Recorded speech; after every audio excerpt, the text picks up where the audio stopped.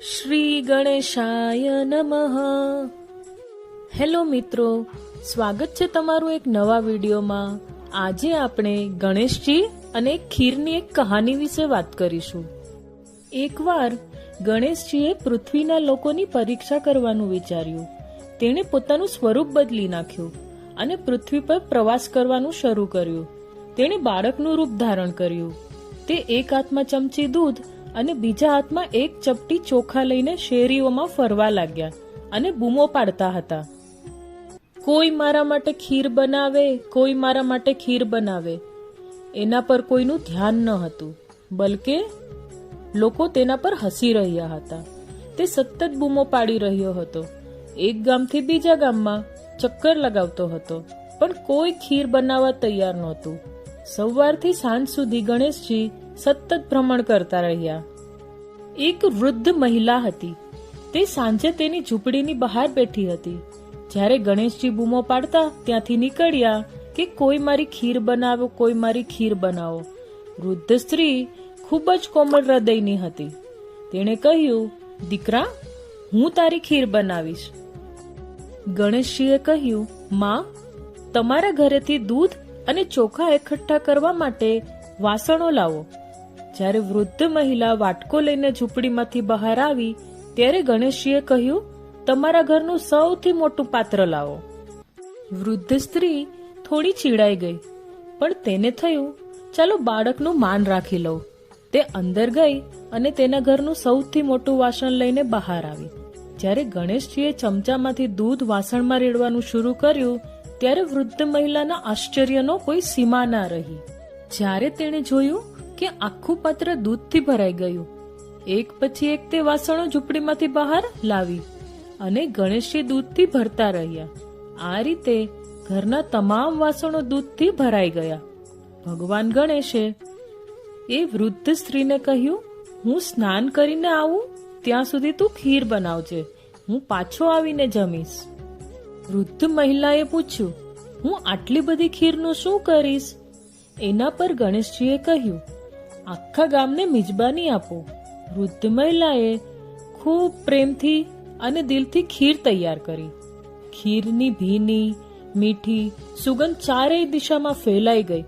ખીર બનાવ્યા પછી તેણીએ દરેક ઘરે જઈને લોકોને ખીર ખાવાનું આમંત્રણ આપવાનું શરૂ કર્યું. લોકો તેના પર હસતા હતા.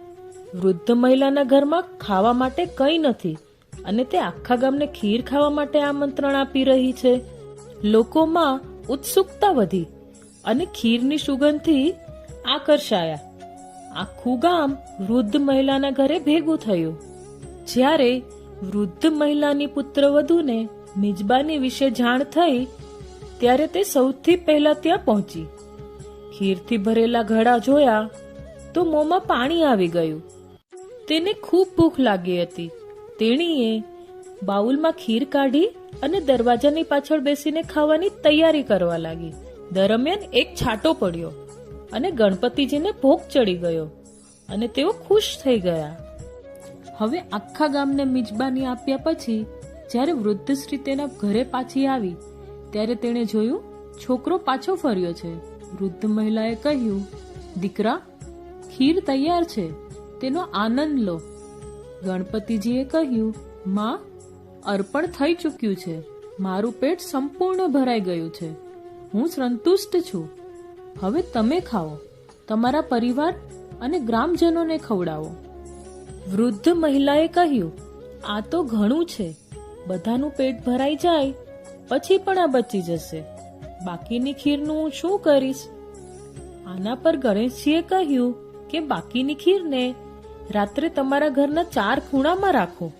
અને વૃદ્ધ મહિલાએ પણ તેમ જ કર્યું. આખા ગામે પણ મન ભરીને ખાધું. ત્યારે પણ ઘણી બધી ખીર બાકી હતી. તેણે તેના ઘરની આસપાસ તેના પાત્રો મૂક્યા અને સવારે ઉઠ્યા પછી તેણે જોયું, આ શું?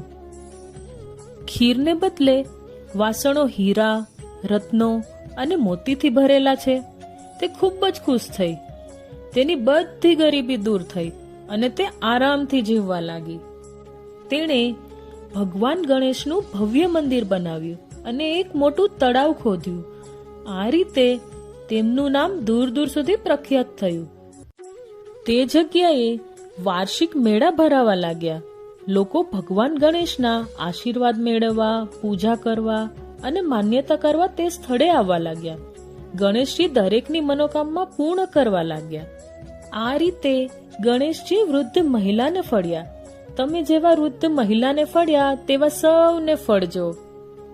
તો મિત્રો, આ હતી ગણેશજી અને ખીરની કહાની.